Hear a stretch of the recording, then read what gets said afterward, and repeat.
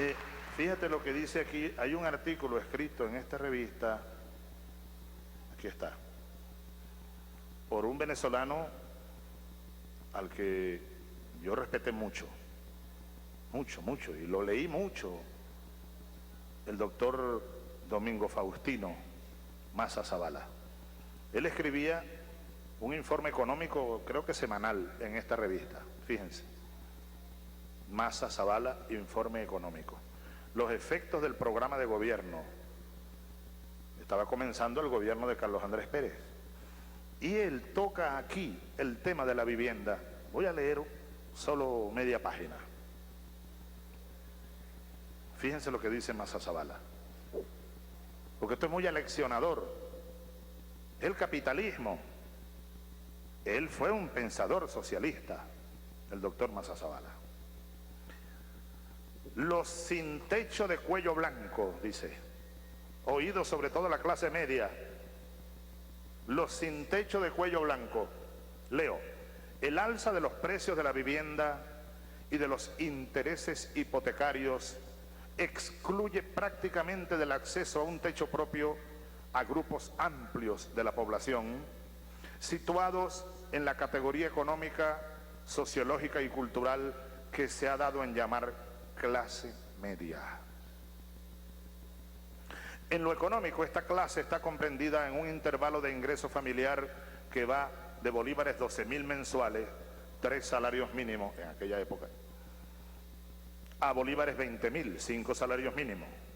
En lo sociológico, la categoría media tiene un cierto comportamiento más o menos homogéneo, un estilo de vida, unas actitudes que la inclinan a la estabilización del orden político y social. En lo cultural se identifica por sus niveles de educación media y superior, sus aficiones a la lectura, al arte, los viajes, la participación política y la actividad en la vida social. Atributos ostensibles: una vivienda decente, entre comillas, un automóvil particular, entre comillas, preferencia a la educación privada, a los servicios privados de salud, al buen vestir y al buen pasar, entre comillas. Tiene, por tanto, gastos de representación y, por lo general, esos atributos se hacen cada vez más costosos, menos fáciles. En lo que atañe a la vivienda, elemento básico de estabilidad socioeconómica, puede mencionarse un estudio hecho por la Cámara Inmobiliaria de Venezuela sobre la clase media y la vivienda, según el cual entre 1976 y 1986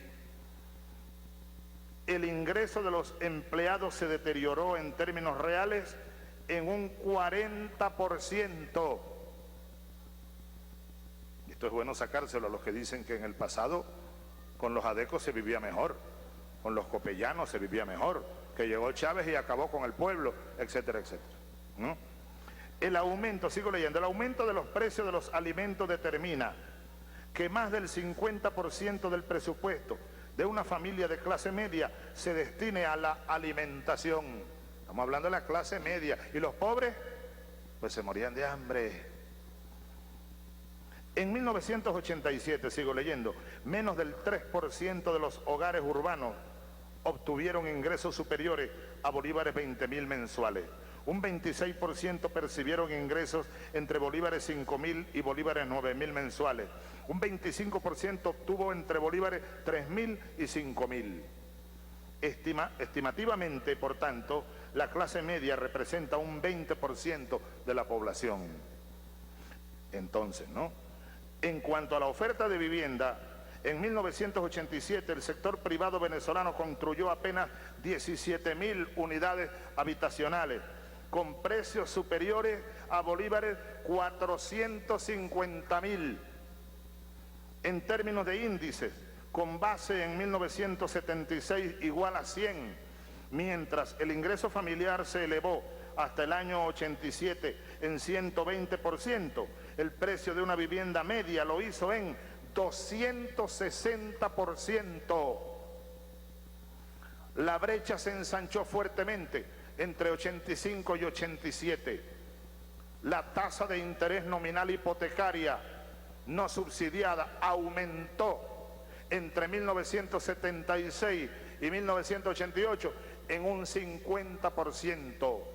Y luego comienza a hablar del déficit habitacional y concluye en que esto significa que a partir de ahora y en la próxima década estarán virtualmente a la intemperie, sin techo, entre 800.000 y 1.200.000 familias. Domingo Maza Zavala. Ese es el capitalismo. Y esto, estamos hablando del 89. Esto se vino agravando mucho más en los 90, cuando llegó el huracán neoliberal, la profundización del llamado consenso de Washington, el libre mercado, la mano invisible del mercado.